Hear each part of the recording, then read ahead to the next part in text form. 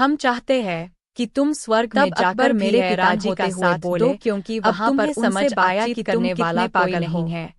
नहीं, बीरबल ने कहा, मैं जब महल में आपको देखने मुझे तैयारी के लिए कुछ समय महल के अंदर आने की आज्ञा फूले नहीं समाये और मुझे आपसे जो भी मिलेगा मेरे लिए इतना बड़ा बलिदान दे रहे हो तो मैं तुम्हें इसलिए कृपा करके बाकी के कोड़े उसे लगाए जाएं। घर पहुंचा और दरबार हंसी के खोदा जो उसकी कब्र का कार्य करता, जिनमें अकबर की हंसी सबसे एक सुरंग खोदी जो के साथ हर सैनिक को दरबार में आकर एक सप्ताह बाद बीरबल दरबार में पहुंचे। अकबर ने महेश से कहा, हमारे रिवाजों के अनुसार मैं चाहता हूँ कि पहले मेरे घर के नस्ले से जलाया जाए और मैं जीवित ही चिता पर जलना चाहता हूँ ताकि मैं अपने दरबार से भ्रष्टाचार नहीं हटा सका। बीरबल को जीवित जलाया गया। छोटी सी चालाकी से लालची दरबारियों को सबक ठिकाना नहीं रहा, इसलिए आज से मैं अपनी बनाई सुरंग द्वारा घर में और तुम दरबार में मेरे साथ बैठोगे और हर बात में मुझे सलाह दोगे। इतने समय में एक दिन बादशाह अकबर ने ज्यादा बढ़ गए तो हम दरबार में न्याय करते हैं। बादशाह बीरबल को हमें सही गलत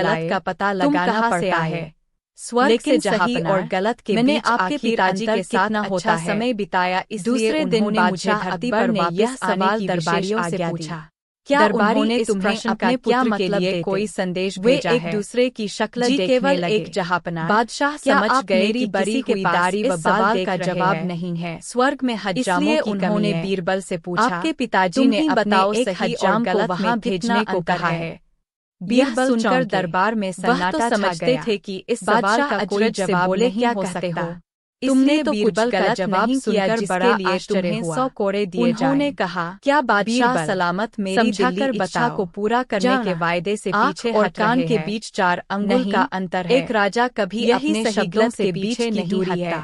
अकबर ने बड़े अपनी आंखों से सैनिक को आदेश दिया कि महेश हम चाहते हैं जिसे अपने कानों से जाकर मेरे गलत का हर कोड़े का वहां बिना किसी सही और गलत के बीच 4 जैसे ही 50 माना महेश की पीठ पर पड़ा। लेकिन मुझे तैयारी के लिए कुछ समय दीजिए। बीरबल मुगल बादशाह हैरान होते समाये और बोले, अब तुम्हें समझ आया मेरे लिए इतना बड़ा बलिदान दे रहे हो तो जहांपनाह एक सप्ताह मैं जब महल में आपको देखने आना घर पहुंचा और महल के अंदर आने खुदा जो आज्ञा इस कब्र का कार्य करता, लेकिन आपसे जो भी मिलेगा नीचे आधा सुरंग खोदी जो उसके घर के अंदर, इसलिए कृपा करके बाकी के कोड़े उसे लगाए। दरबार में पहुंचे। पूरा दरबार हंसी के ठहाकों हमारे रिवाजों के अनुसार मैं चाहता हूं कि मुझे मेरे घर के नजदीक ही जलाया जाए और मैं जीवित सैनिक को दरबार में आकर ताकि मैं आसानी से आज्ञा दी पहुंच सकूं। अकबर ने महेश को जीवित जलाया गया। तुम अब भी इतने ही बहादुर हो जाने पहले थे, लेकिन तुम पहले से भी चालाक। बीरबल अपनी बनाई सुरंग द्वारा घर के बावजूद गया अपने दरबार घर में भ्रष्टाचार नहीं हटा सका।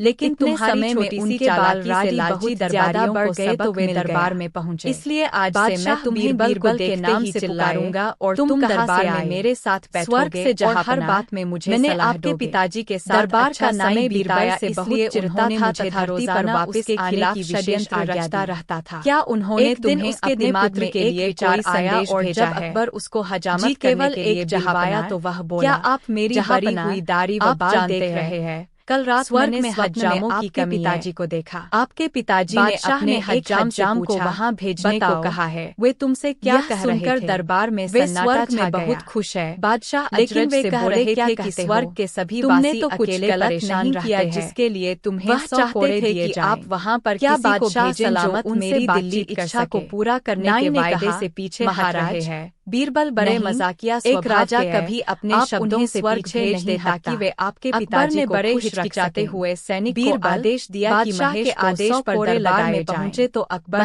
ने अपनी पीठ पर हर कोड़े का वार बिना मेरे आवाज के कुर्बानी दे सकते हो। जैसे ही 50वां कोड़ा महेश की जी जहाँ पड़ा वह एकदम तो हम चाहते हैं चिल्लाया कि तुम स्वर्ग में जाकर मेरे पिताजी का हैरान होते हुए वहां पर उनसे बातचीत करने वाला कोई नहीं है। पागल हो? बीरबल ने कहा, जहांपनाह ठीक है, मैं जब महल में मुझे तैयारी के लिए आना चाहता था तब मुझे महल के अंदर आने की फूले नहीं समाये और बोली थी कि मुझे आपसे जो मेरे मिलेगा इतना बड़ा बलिदान दे रहे हो तो मैं तुम्हें एक सप्ताह का समय करके बाकी के कोड़े उसे लगाए जाएं और एक गहरा दरबार खोदा जो उसकी कब्र का कार्य करता, लेकिन साथ जिनमें अकबर के हंसे एक सुरंग खोदी जो उसके घर के अंदर उस सैनिक को दरबार में आकर बाद बीरबल दरबार में आज्ञा दी गई। अकबर ने महेश से हमारे रिवाजों के अनुसार मैं चाहता हूं कि मुझे मेरे पहल के नजदीक ही जलाया जाए और मैं जीवित ही चिता पर जलना चाहता हूं ताकि मैं आसानी से अपने दरबार से भ्रष्टाचार नहीं हटा को जीवित जलाया गया। लेकिन तुम्हारी छोटी सी चालाकी से लालची दरबारियों को सबक मिल गया।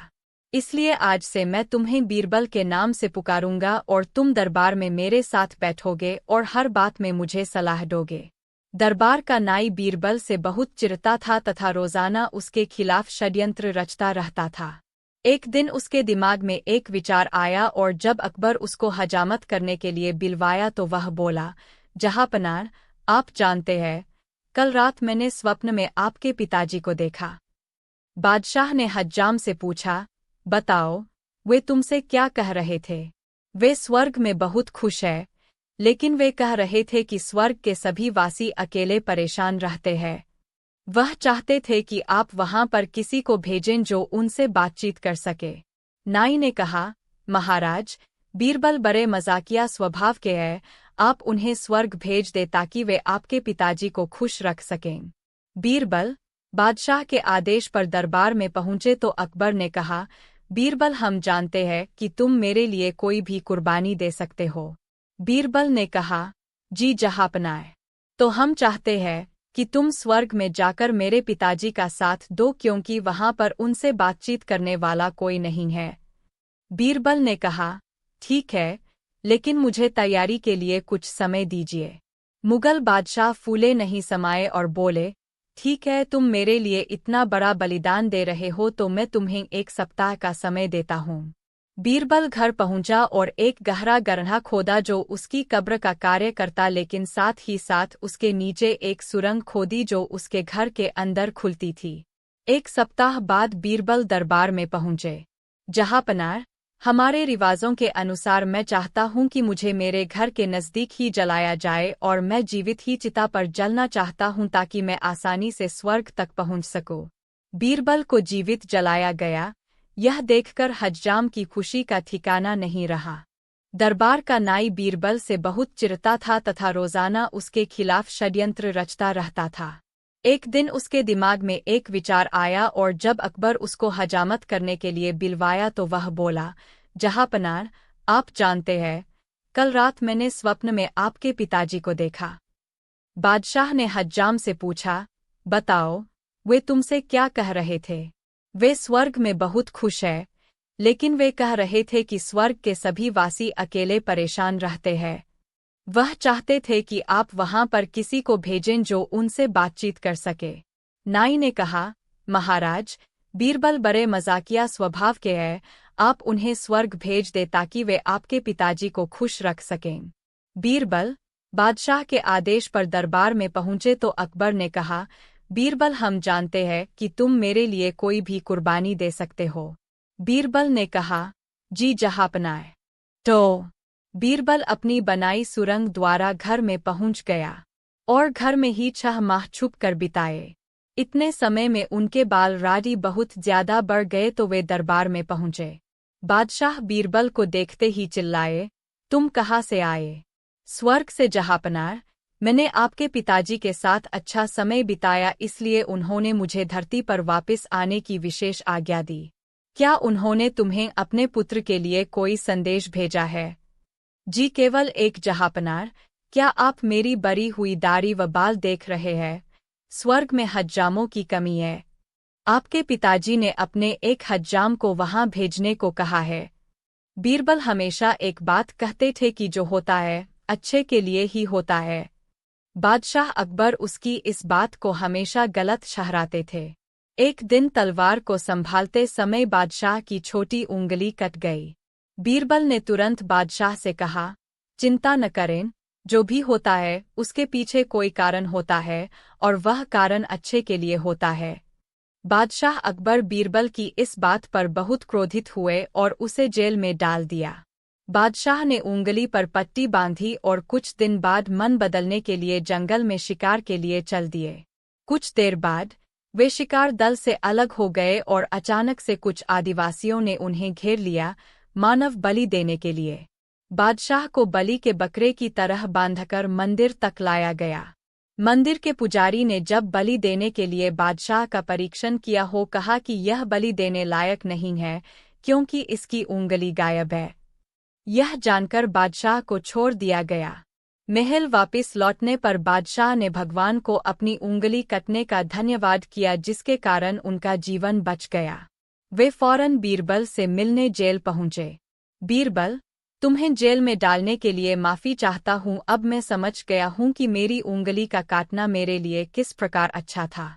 लेकिन मुझे बताओ, ईश्वर ने मुझे तुम्हें जेल में क्यों डालने दिया? यह तुम्हारे लिए कैसे अच्छा था?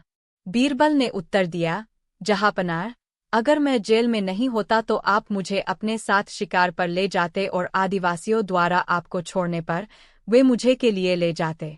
कोड़े मारने की सजा दीजिए। यह सुनकर दरबार में सन्नाटा छा गया। बादशाह अजरज से बोले, क्या कहते हो? तुमने तो कुछ गलत नहीं किया जिसके लिए तुम्हें 100 कोड़े दिए जाएं। क्या बादशाह सलामत मेरी दिल्ली इच्छा को पूरा करने के वायदे से पीछे हट रहे हैं? नहीं, एक राजा कभी अपने शब्दों से पीछे नहीं हटता। अकबर ने बड़े हिचकिचाते हुए सैनिक को आदेश दिया कि महेश को 100 कोड़े लगाए जाएं। महेश ने अपनी पीठ पर हर कोड़े का वार बिना किसी आवाज के सहन किया। जैसे ही 50वां कोड़ा महेश की पीठ पर पड़ा वह एकदम अलग कूद कर चिल्लाया, रुको। तब अकबर भी हैरान होते हुए बोले, अब तुम्हें समझ आया कि तुम कितने पागल हो? नहीं जहाँपनाह, मैं जब महल में आपको देखने आना चाहता था तब मुझे महल के अंदर आने की आज्ञा इसी शर्त पर मिली थी कि मुझे आपसे जो भी मिलेगा उसका आधा उस सेवक को दिया जाएगा। इसलिए कृपा करके बाकी के कोड़े उसे लगाए जाएं। पूरा दरबार हंसी के ठहाकों से गूंज उठा, जिनमें अकबर की हंसी सबसे ऊंची थी। इसी के साथ उस सैनिक को दरबार में आकर अपनी घूस लेने की आज्ञा दी गई। अकबर ने महेश से कहा, तुम अब भी इतने ही बहादुर हो जितने पहले थे, लेकिन तुम पहले से भी चालाक हो गए हो। मैं इतने प्रयत्नों के बावजूद भी अपने दरबार से भ्रष्टाचार नहीं हटा सका, लेकिन तुम्हारी छोटी सी चालाकी से लालची दरबारियों को सबक मिल गया। इसलिए आज से मैं तुम्हें बीरबल के नाम से पुकारूंगा और तुम दरबार में मेरे साथ बैठोगे और हर बात में मुझे सलाह दोगे। एक बार बादशाह अकबर ने मध्य प्रदेश के एक गांव में अपना दरबार लगाया। उसी गांव में एक युवा किसान महेश दास भी रहता था। महेश ने बादशाह अकबर की घोषणा सुनी कि उस कलाकार को बादशाह 1000 स्वर्ण मुद्राएं देंगे जो उनकी जीवंत तस्वीर बनाएगा। निश्चित दिन पर बादशाह के दरबार में कलाकारों की भीड़ लग गई। हर कोई दरबार में यह जानने को उत्सुक था कि 1000 स्वर्ण मोहरों का इनाम किसे मिलता है। अकबर एक ऊंचे आसन पर बैठे और एक के बाद एक कलाकारों की तस्वीर देखते और अपने विचारों के साथ तस्वीरों को एक एक कर मना करते गए और बोले, यह एकदम वैसी नहीं है जैसा मैं अब हूँ। जब महेश की बारी आई, जो कि बाद में बीरबल के नाम से प्रसिद्ध हुए, तब तक अकबर परेशान हो चुके थे और बोले, क्या तुम भी बाकी सब की तरह ही मेरी तस्वीर बनाकर लाए हो? लेकिन महेश बिना किसी भय के शांत स्वर में बोला, मेरे बादशाह, अपने आप को इसमें देखिए और स्वयं को संतुष्ट कीजिए। आश्चर्य की बात यह थी कि यह बादशाह की कोई तस्वीर नहीं थी, बल्कि महेश के वस्त्रों से निकला एक दर्पण था। अकबर ने महेश दास का सम्मान किया और उसे 1000 स्वर्ण मोहरें उपहार स्वरूप दीं। बादशाह ने महेश को एक राजकीय मोहर वाली अंगूठी दी और फतेहपुर सीकरी अपनी राजधानी में आने का नियंत्रण दिया। एक बार बादशाह अकबर ने मध्य प्रदेश के एक गांव में अपना दरबार लगाया।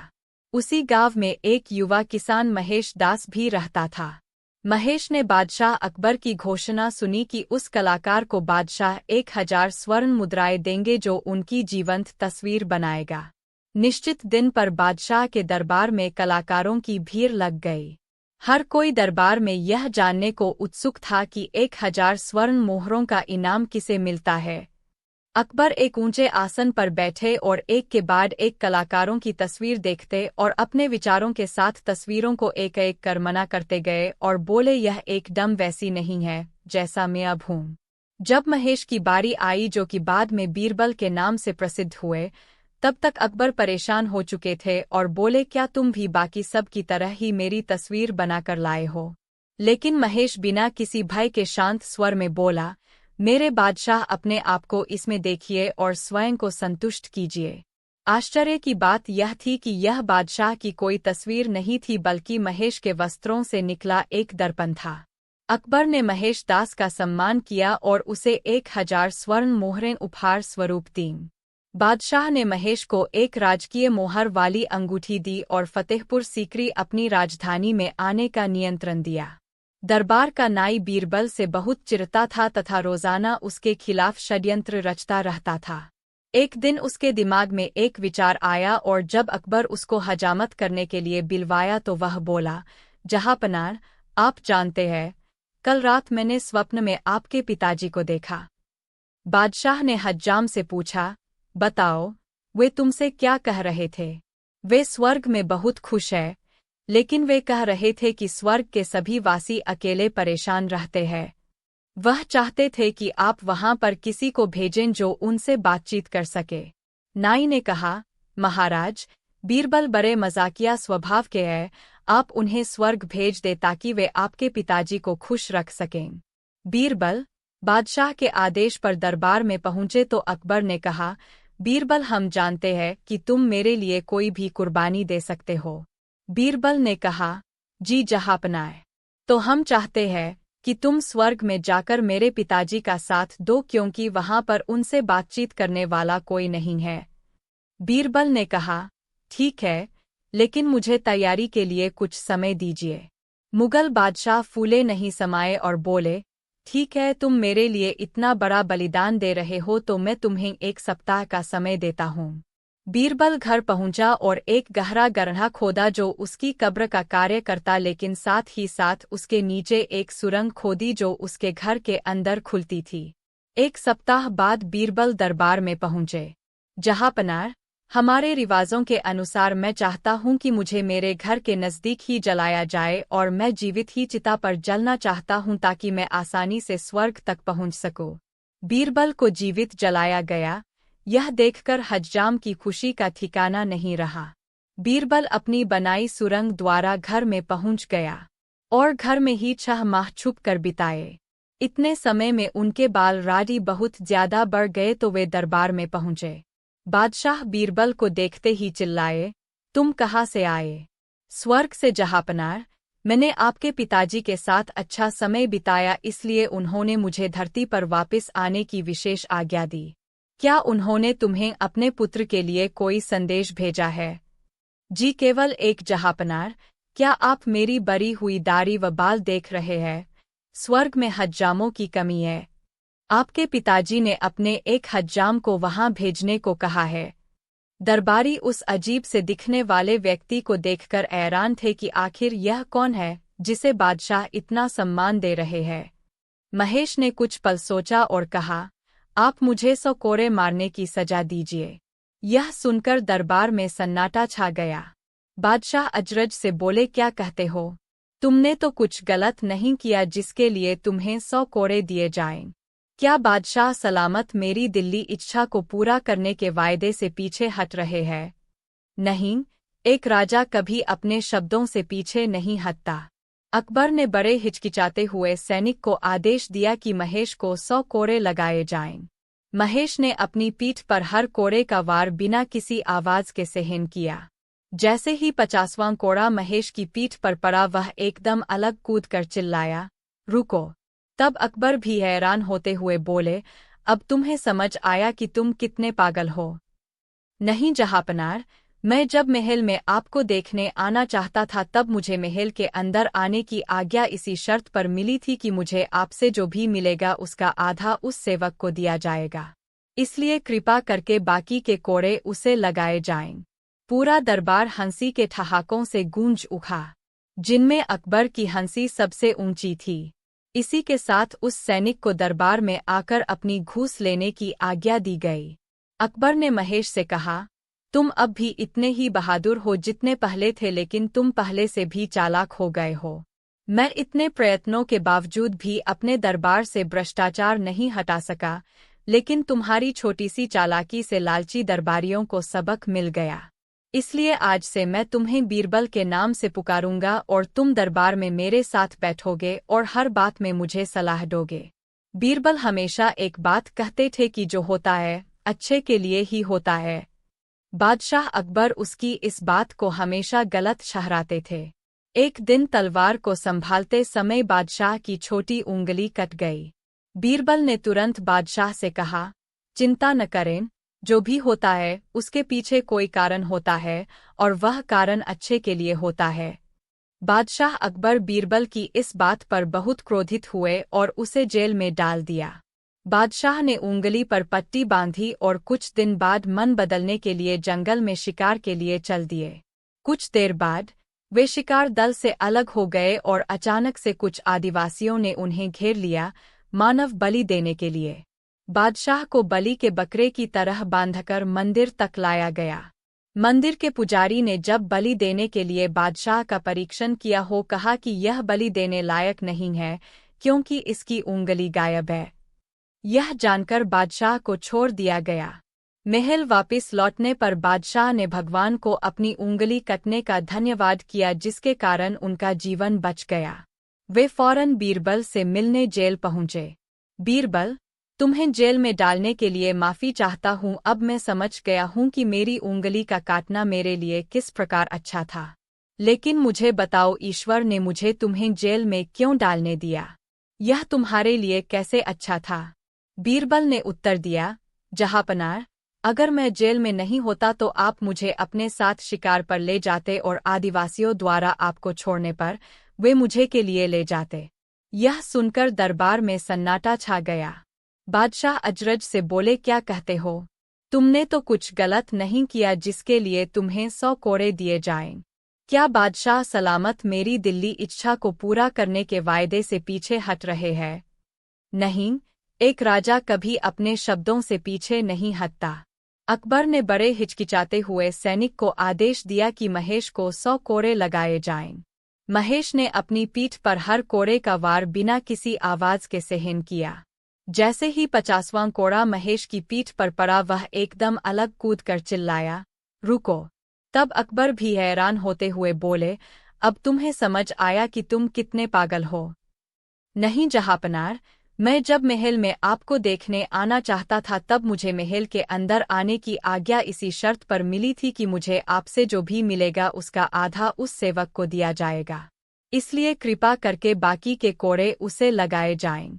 पूरा दरबार हंसी के ठहाकों से गूंज उठा, जिनमें अकबर की हंसी सबसे ऊंची थी। इसी के साथ उस सैनिक को दरबार में आकर अपनी घूस लेने की आज्ञा दी गई। अकबर ने महेश से कहा, तुम अब भी इतने ही बहादुर हो जितने पहले थे, लेकिन तुम पहले से भी चालाक हो गए हो। मैं इतने प्रयत्नों के बावजूद भी अपने दरबार से भ्रष्टाचार नहीं हटा सका, लेकिन तुम्हारी छोटी सी चालाकी से लालची दरबारियों को सबक मिल गया। इसलिए आज से मैं तुम्हें बीरबल के नाम से पुकारूंगा और तुम दरबार में मेरे साथ बैठोगे और हर बात में मुझे सलाह दोगे। एक बार बादशाह अकबर ने मध्य प्रदेश के एक गांव में अपना दरबार लगाया। उसी गांव में एक युवा किसान महेश दास भी रहता था। महेश ने बादशाह अकबर की घोषणा सुनी कि उस कलाकार को बादशाह 1000 स्वर्ण मुद्राएं देंगे जो उनकी जीवंत तस्वीर बनाएगा। निश्चित दिन पर बादशाह के दरबार में कलाकारों की भीड़ लग गई। हर कोई दरबार में यह जानने को उत्सुक था कि 1000 स्वर्ण मोहरों का इनाम किसे मिलता है। अकबर एक ऊंचे आसन पर बैठे और एक के बाद एक कलाकारों की तस्वीर देखते और अपने विचारों के साथ तस्वीरों को एक एक कर मना करते गए और बोले, यह एकदम वैसी नहीं है जैसा मैं अब हूँ। जब महेश की बारी आई, जो कि बाद में बीरबल के नाम से प्रसिद्ध हुए, तब तक अकबर परेशान हो चुके थे और बोले, क्या तुम भी बाकी सब की तरह ही मेरी तस्वीर बनाकर लाए हो? लेकिन महेश बिना किसी भय के शांत स्वर में बोला, मेरे बादशाह, अपने आप को इसमें देखिए और स्वयं को संतुष्ट कीजिए। आश्चर्य की बात यह थी कि यह बादशाह की कोई तस्वीर नहीं थी, बल्कि महेश के वस्त्रों से निकला एक दर्पण था। अकबर ने महेश दास का सम्मान किया और उसे 1000 स्वर्ण मोहरें उपहार स्वरूप दीं। बादशाह ने महेश को एक राजकीय मोहर वाली अंगूठी दी और फतेहपुर सीकरी अपनी राजधानी में आने का नियंत्रण दिया। दरबार का नाई बीरबल से बहुत चिढ़ता था तथा रोजाना उसके खिलाफ षड्यंत्र रचता रहता था। एक दिन उसके दिमाग में एक विचार आया और जब अकबर उसको हजामत करने के लिए बिलवाया तो वह बोला, जहांपनाह, आप जानते हैं, कल रात मैंने स्वप्न में आपके पिताजी को देखा। बादशाह ने हज्जाम से पूछा, बताओ, वे तुमसे क्या कह रहे थे? वे स्वर्ग में बहुत खुश है, लेकिन वे कह रहे थे कि स्वर्ग के सभी वासी अकेले परेशान रहते हैं। वह चाहते थे कि आप वहां पर किसी को भेजें जो उनसे बातचीत कर सके। नाई ने कहा, महाराज, बीरबल बड़े मजाकिया स्वभाव के हैं, आप उन्हें स्वर्ग भेज दे ताकि वे आपके पिताजी को खुश रख सकें। बीरबल बादशाह के आदेश पर दरबार में पहुंचे तो अकबर ने कहा, बीरबल, हम जानते हैं कि तुम मेरे लिए कोई भी कुर्बानी दे सकते हो। बीरबल ने कहा, जी जहांपनाह, तो हम चाहते हैं कि तुम स्वर्ग में जाकर मेरे पिताजी का साथ दो क्योंकि वहां पर उनसे बातचीत करने वाला कोई नहीं है। बीरबल ने कहा, ठीक है, लेकिन मुझे तैयारी के लिए कुछ समय दीजिए। मुगल बादशाह फूले नहीं समाये और बोले, ठीक है, तुम मेरे लिए इतना बड़ा बलिदान दे रहे हो तो मैं तुम्हें 1 सप्ताह का समय देता हूँ। बीरबल घर पहुंचा और एक गहरा गड्ढा खोदा जो उसकी कब्र का कार्य करता, लेकिन साथ ही साथ उसके नीचे एक सुरंग खोदी जो उसके घर के अंदर खुलती थी। 1 सप्ताह बाद बीरबल दरबार में पहुंचे। जहांपनाह, हमारे रिवाजों के अनुसार मैं चाहता हूं कि मुझे मेरे घर के नज़दीक ही जलाया जाए और मैं जीवित ही चिता पर जलना चाहता हूं ताकि मैं आसानी से स्वर्ग तक पहुंच सकूं। बीरबल को जीवित जलाया गया। यह देखकर हज्जाम की खुशी का ठिकाना नहीं रहा। बीरबल अपनी बनाई सुरंग द्वारा घर में पहुंच गया और घर में ही 6 माह छुप कर बिताए। इतने समय में उनके बाल राडी बहुत ज्यादा बढ़ गए तो वे दरबार में पहुंचे। बादशाह बीरबल को देखते ही चिल्लाए, तुम कहाँ से आए? स्वर्ग से जहांपनाह, मैंने आपके पिताजी के साथ अच्छा समय बिताया इसलिए उन्होंने मुझे धरती पर वापस आने की विशेष आज्ञा दी। क्या उन्होंने तुम्हें अपने पुत्र के लिए कोई संदेश भेजा है? जी केवल एक जहांपनाह, क्या आप मेरी बरी हुई दाढ़ी व बाल देख रहे हैं? स्वर्ग में हज्जामों की कमी है। आपके पिताजी ने अपने एक हज्जाम को वहां भेजने को कहा है। सकता हूँ। दरबारी उस अजीब से दिखने वाले व्यक्ति को देखकर हैरान थे कि आखिर यह कौन है जिसे बादशाह इतना सम्मान दे रहे हैं। महेश ने कुछ पल सोचा और कहा, आप मुझे 100 कोड़े मारने की सजा दीजिए। यह सुनकर दरबार में सन्नाटा छा गया। बादशाह अजरज से बोले, क्या कहते हो? तुमने तो कुछ गलत नहीं किया जिसके लिए तुम्हें 100 कोड़े दिए जाएं। क्या बादशाह सलामत मेरी दिल्ली इच्छा को पूरा करने के वायदे से पीछे हट रहे हैं? नहीं, एक राजा कभी अपने शब्दों से पीछे नहीं हटता। अकबर ने बड़े हिचकिचाते हुए सैनिक को आदेश दिया कि महेश को 100 कोड़े लगाए जाएं। महेश ने अपनी पीठ पर हर कोड़े का वार बिना किसी आवाज के सहन किया। जैसे ही 50वां कोड़ा महेश की पीठ पर पड़ा वह एकदम अलग कूद कर चिल्लाया, रुको। तब अकबर भी हैरान होते हुए बोले, अब तुम्हें समझ आया कि तुम कितने पागल हो? नहीं जहांपनाह, मैं जब महल में आपको देखने आना चाहता था तब मुझे महल के अंदर आने की आज्ञा इसी शर्त पर मिली थी कि मुझे आपसे जो भी मिलेगा उसका आधा उस सेवक को दिया जाएगा। इसलिए कृपा करके बाकी के कोड़े उसे लगाए जाएं। पूरा दरबार हंसी के ठहाकों से गूंज उठा, जिनमें अकबर की हंसी सबसे ऊंची थी। इसी के साथ उस सैनिक को दरबार में आकर अपनी घूस लेने की आज्ञा दी गई। अकबर ने महेश से कहा, तुम अब भी इतने ही बहादुर हो जितने पहले थे, लेकिन तुम पहले से भी चालाक हो गए हो। मैं इतने प्रयत्नों के बावजूद भी अपने दरबार से भ्रष्टाचार नहीं हटा सका, लेकिन तुम्हारी छोटी सी चालाकी से लालची दरबारियों को सबक मिल गया। इसलिए आज से मैं तुम्हें बीरबल के नाम से पुकारूंगा और तुम दरबार में मेरे साथ बैठोगे और हर बात में मुझे सलाह दोगे। दरबार का नाई बीरबल से बहुत चिढ़ता था तथा रोजाना उसके खिलाफ षड्यंत्र रचता रहता था।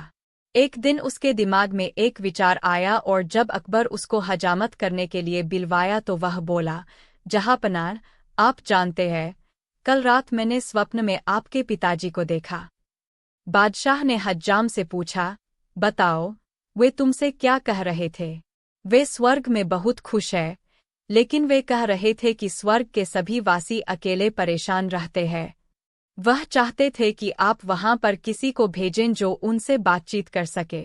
नाई ने कहा, महाराज, बीरबल बड़े मजाकिया स्वभाव के हैं, आप उन्हें स्वर्ग भेज दे ताकि वे आपके पिताजी को खुश रख सकें। बीरबल बादशाह के आदेश पर दरबार में पहुंचे तो अकबर ने कहा, बीरबल, हम जानते हैं कि तुम मेरे लिए कोई भी कुर्बानी दे सकते हो। बीरबल ने कहा, जी जहाँपनाह, तो हम चाहते हैं कि तुम स्वर्ग में जाकर मेरे पिताजी का साथ दो, क्योंकि वहां पर उनसे बातचीत करने वाला कोई नहीं है। बीरबल ने कहा, ठीक है, लेकिन मुझे तैयारी के लिए कुछ समय दीजिए। मुगल बादशाह फूले नहीं समाये और बोले, ठीक है, तुम मेरे लिए इतना बड़ा बलिदान दे रहे हो तो मैं तुम्हें 1 सप्ताह का समय देता हूँ। बीरबल घर पहुंचा और एक गहरा गड्ढा खोदा जो उसकी कब्र का कार्य करता, लेकिन साथ ही साथ उसके नीचे एक सुरंग खोदी जो उसके घर के अंदर खुलती थी। 1 सप्ताह बाद बीरबल दरबार में पहुंचे। जहाँपनाह, हमारे रिवाजों के अनुसार मैं चाहता हूं कि मुझे मेरे घर के नज़दीक ही जलाया जाए और मैं जीवित ही चिता पर जलना चाहता हूं ताकि मैं आसानी से स्वर्ग तक पहुंच सकूं। बीरबल को जीवित जलाया गया। यह देखकर हज्जाम की खुशी का ठिकाना नहीं रहा। बीरबल अपनी बनाई सुरंग द्वारा घर में पहुंच गया और घर में ही 6 माह छुप कर बिताए।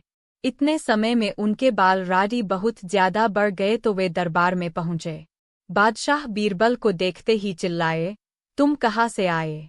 स्वर्ग से जहाँपनाह, मैंने आपके पिताजी के साथ अच्छा समय बिताया, इसलिए उन्होंने मुझे धरती पर वापस आने की विशेष आज्ञा दी। क्या उन्होंने तुम्हें अपने पुत्र के लिए कोई संदेश भेजा है? जी केवल एक जहाँपनाह। क्या आप मेरी बरी हुई दाढ़ी व बाल देख रहे हैं? स्वर्ग में हज्जामों की कमी है। आपके पिताजी ने अपने एक हज्जाम को वहां भेजने को कहा है। सकता हूँ।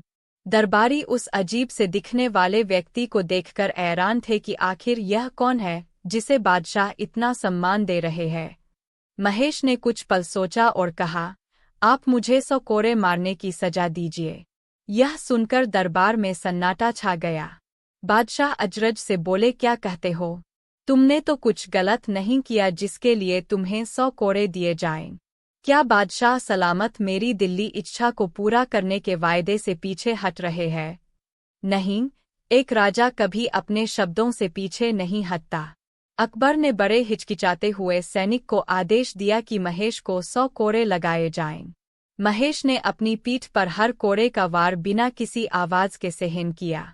जैसे ही 50वां कोड़ा महेश की पीठ पर पड़ा, वह एकदम अलग कूद कर चिल्लाया, रुको। अकबर ने हंसते हुए महेश का स्वागत किया और पूछा, मैं तुम्हारे लिए क्या कर सकता हूँ, तुम्हें क्या दे सकता हूँ? दरबारी उस अजीब से दिखने वाले व्यक्ति को देखकर हैरान थे कि आखिर यह कौन है जिसे बादशाह इतना सम्मान दे रहे हैं। महेश ने कुछ पल सोचा और कहा, आप मुझे 100 कोड़े मारने की सजा दीजिए। यह सुनकर दरबार में सन्नाटा छा गया। बादशाह अजरज से बोले, क्या कहते हो? तुमने तो कुछ गलत नहीं किया जिसके लिए तुम्हें 100 कोड़े दिए जाएं। क्या बादशाह सलामत मेरी दिल्ली इच्छा को पूरा करने के वायदे से पीछे हट रहे हैं? नहीं, एक राजा कभी अपने शब्दों से पीछे नहीं हटता। अकबर ने बड़े हिचकिचाते हुए सैनिक को आदेश दिया कि महेश को 100 कोड़े लगाए जाएं। महेश ने अपनी पीठ पर हर कोड़े का वार बिना किसी आवाज के सहन किया। जैसे ही 50वां कोड़ा महेश की पीठ पर पड़ा, वह एकदम अलग कूद कर चिल्लाया, रुको। तब अकबर भी हैरान होते हुए बोले, अब तुम्हें समझ आया कि तुम कितने पागल हो।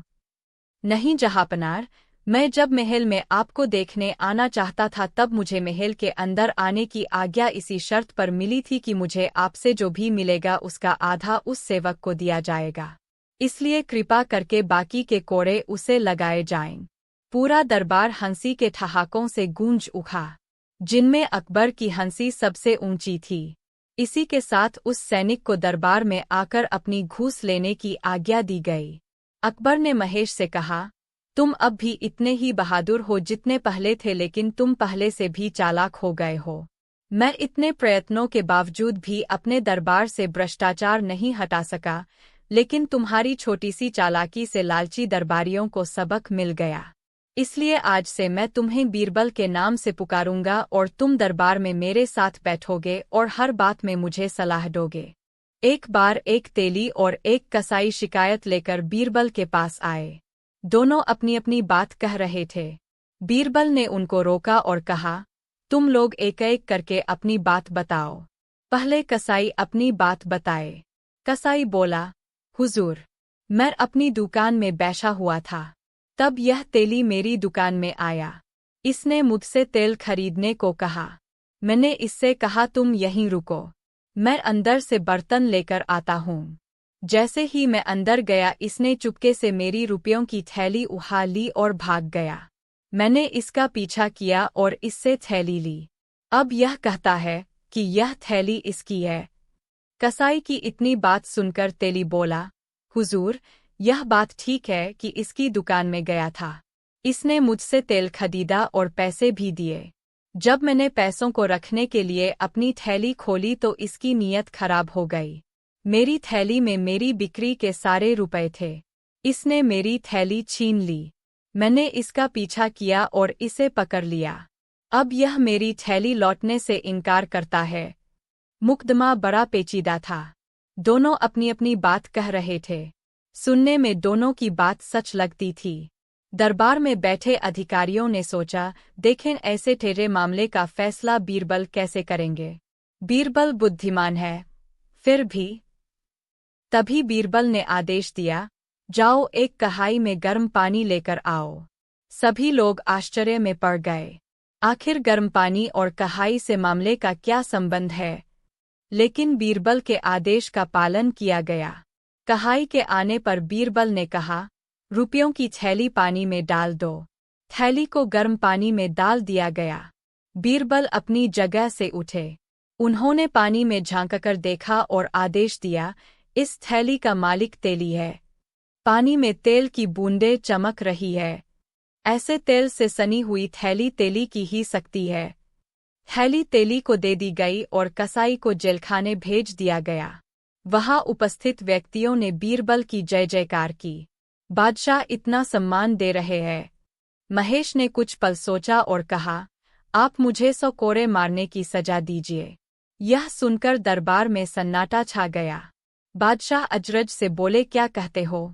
तुमने तो कुछ गलत नहीं किया जिसके लिए तुम्हें 100 कोड़े दिए जाएं।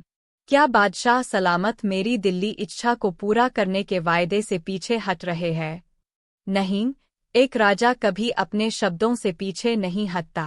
अकबर ने बड़े हिचकिचाते हुए सैनिक को आदेश दिया कि महेश को 100 कोड़े लगाए जाएं।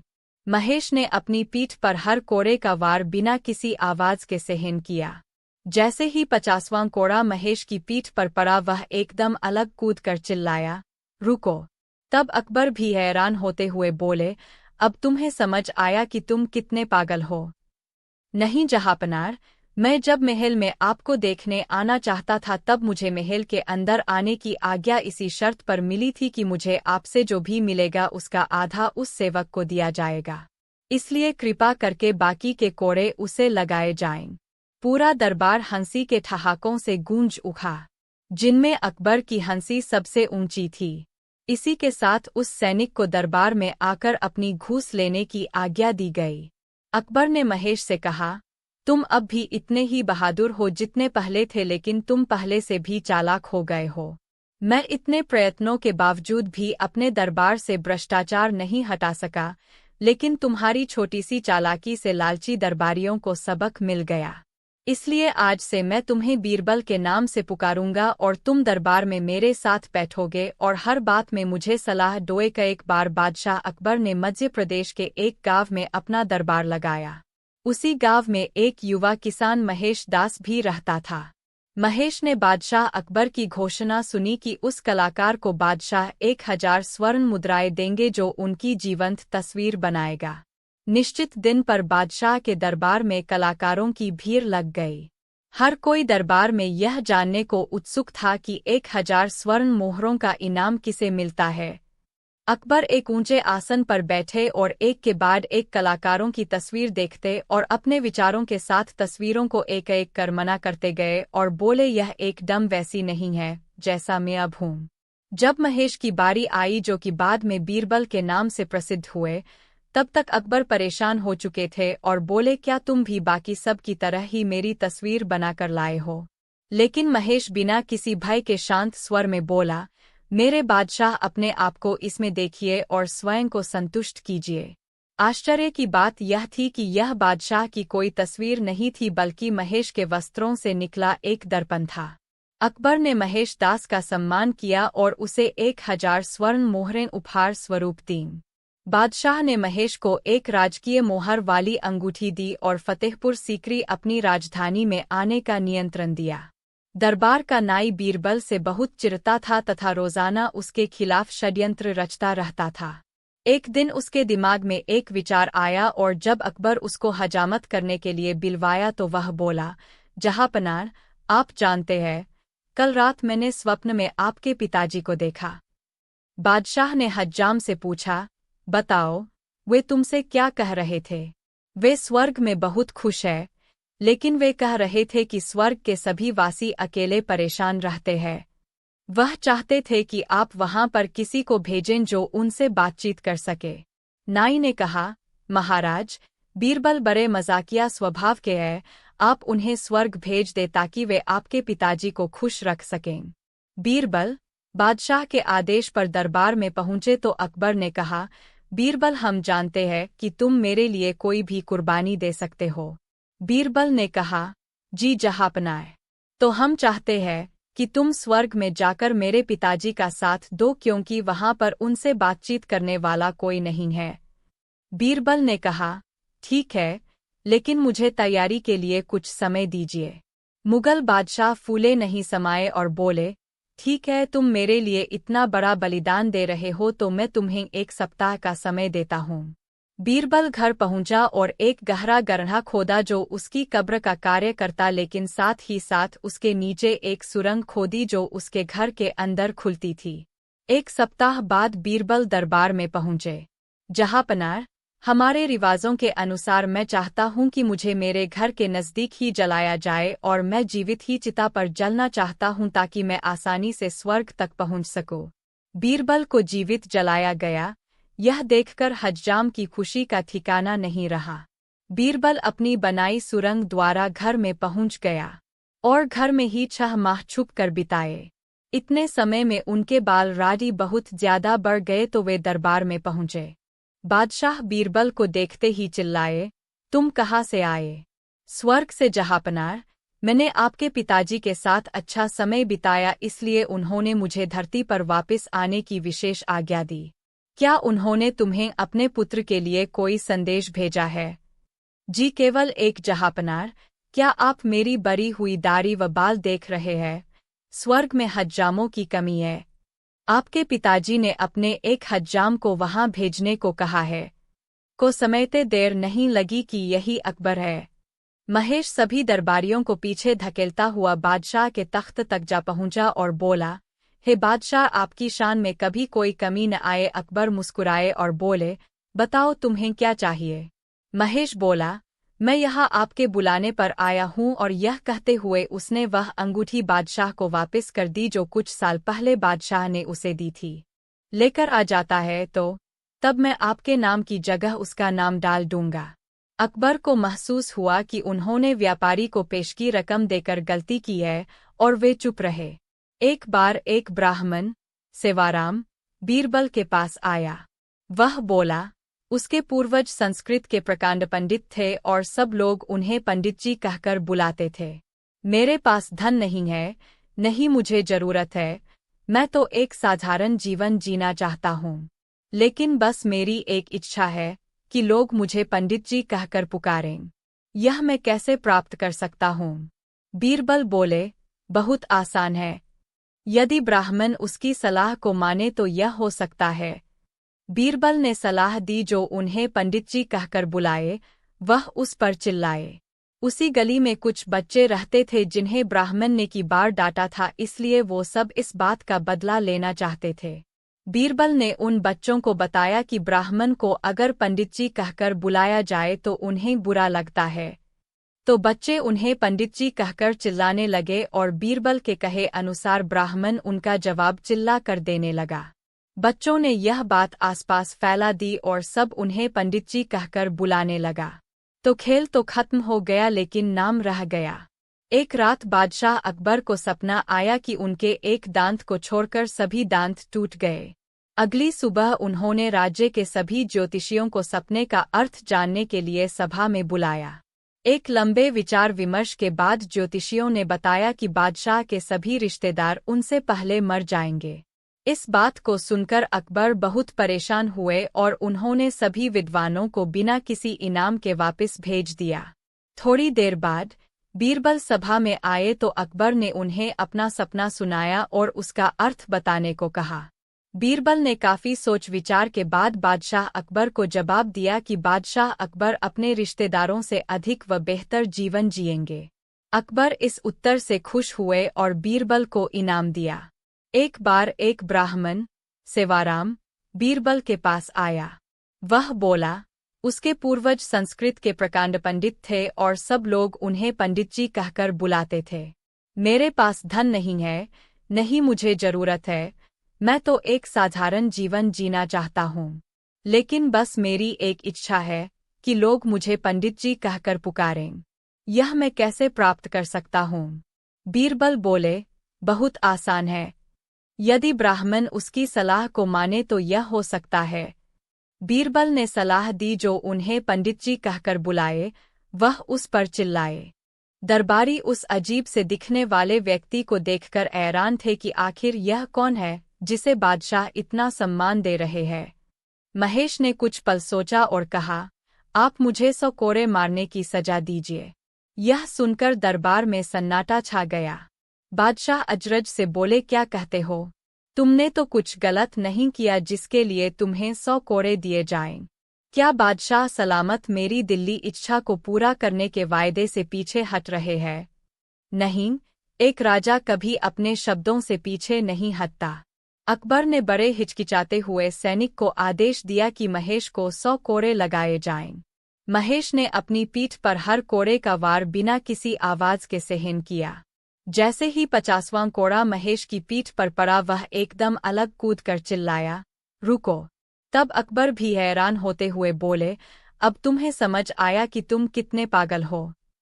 नहीं जहांपनार, मैं जब महल में आपको देखने आना चाहता था तब मुझे महल के अंदर आने की आज्ञा इसी शर्त पर मिली थी कि मुझे आपसे जो भी मिलेगा उसका आधा उस सेवक को दिया जाएगा। इसलिए कृपा करके बाकी के कोड़े उसे लगाए जाएं। पूरा दरबार हंसी के ठहाकों से गूंज उठा, जिनमें अकबर की हंसी सबसे ऊंची थी। इसी के साथ उस सैनिक को दरबार में आकर अपनी घूस लेने की आज्ञा दी गई। अकबर ने महेश से कहा, तुम अब भी इतने ही बहादुर हो जितने पहले थे, लेकिन तुम पहले से भी चालाक हो गए हो। मैं इतने प्रयत्नों के बावजूद भी अपने दरबार से भ्रष्टाचार नहीं हटा सका, लेकिन तुम्हारी छोटी सी चालाकी से लालची दरबारियों को सबक मिल गया। इसलिए आज से मैं तुम्हें बीरबल के नाम से पुकारूंगा और तुम दरबार में मेरे साथ बैठोगे और हर बात में मुझे सलाह दोगे। एक बार बादशाह अकबर ने मध्य प्रदेश के एक गांव में अपना दरबार लगाया। उसी गांव में एक युवा किसान महेश दास भी रहता था। महेश ने बादशाह अकबर की घोषणा सुनी कि उस कलाकार को बादशाह 1000 स्वर्ण मुद्राएं देंगे जो उनकी जीवंत तस्वीर बनाएगा। निश्चित दिन पर बादशाह के दरबार में कलाकारों की भीड़ लग गई। हर कोई दरबार में यह जानने को उत्सुक था कि 1000 स्वर्ण मोहरों का इनाम किसे मिलता है। अकबर एक ऊंचे आसन पर बैठे और एक के बाद एक कलाकारों की तस्वीर देखते और अपने विचारों के साथ तस्वीरों को एक एक कर मना करते गए और बोले, यह एकदम वैसी नहीं है जैसा मैं अब हूँ। जब महेश की बारी आई, जो कि बाद में बीरबल के नाम से प्रसिद्ध हुए, तब तक अकबर परेशान हो चुके थे और बोले, क्या तुम भी बाकी सब की तरह ही मेरी तस्वीर बनाकर लाए हो? लेकिन महेश बिना किसी भय के शांत स्वर में बोला, मेरे बादशाह, अपने आप को इसमें देखिए और स्वयं को संतुष्ट कीजिए। आश्चर्य की बात यह थी कि यह बादशाह की कोई तस्वीर नहीं थी, बल्कि महेश के वस्त्रों से निकला एक दर्पण था।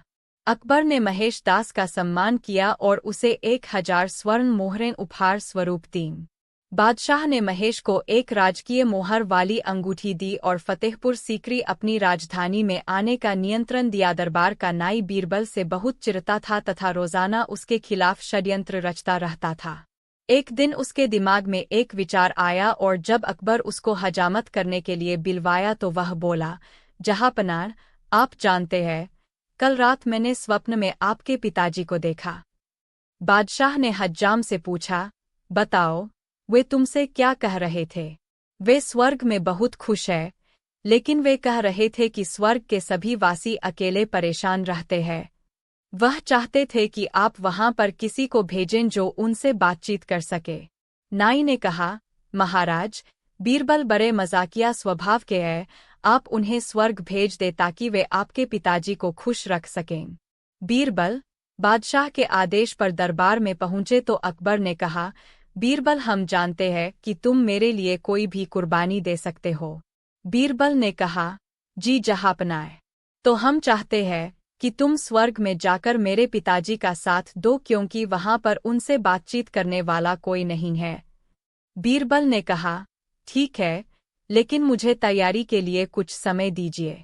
मुगल बादशाह फूले नहीं समाये और बोले, ठीक है, तुम मेरे लिए इतना बड़ा बलिदान दे रहे हो तो मैं तुम्हें 1 सप्ताह का समय देता हूँ। बीरबल घर पहुंचा और एक गहरा गड्ढा खोदा जो उसकी कब्र का कार्य करता, लेकिन साथ ही साथ उसके नीचे एक सुरंग खोदी जो उसके घर के अंदर खुलती थी। 1 सप्ताह बाद बीरबल दरबार में पहुंचे। जहांपनाह, हमारे रिवाजों के अनुसार मैं चाहता हूं कि मुझे मेरे घर के नज़दीक ही जलाया जाए और मैं जीवित ही चिता पर जलना चाहता हूं ताकि मैं आसानी से स्वर्ग तक पहुंच सकूं। बीरबल को जीवित जलाया गया। यह देखकर हज्जाम की खुशी का ठिकाना नहीं रहा। बीरबल अपनी बनाई सुरंग द्वारा घर में पहुंच गया और घर में ही 6 माह छुप कर बिताए। इतने समय में उनके बाल राडी बहुत ज्यादा बढ़ गए तो वे दरबार में पहुंचे। बादशाह बीरबल को देखते ही चिल्लाए, तुम कहाँ से आए? स्वर्ग से जहांपनाह, मैंने आपके पिताजी के साथ अच्छा समय बिताया, इसलिए उन्होंने मुझे धरती पर वापस आने की विशेष आज्ञा दी। क्या उन्होंने तुम्हें अपने पुत्र के लिए कोई संदेश भेजा है? जी केवल एक जहांपनाह। क्या आप मेरी बरी हुई दाढ़ी व बाल देख रहे हैं?